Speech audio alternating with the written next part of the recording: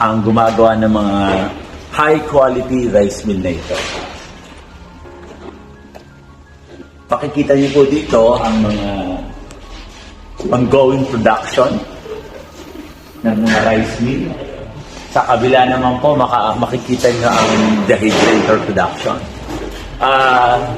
Ngayon po, magkakaroon daw po ng pagbabago sa susunod na model ng rice mill. Mawawala na po yung takip nito para sa ganon, mas madali nating malilinis at matatanggal ang mga posibleng tumara sa service rin dito sa ibabaw. Maraming salamat. Magandang araw po ulit.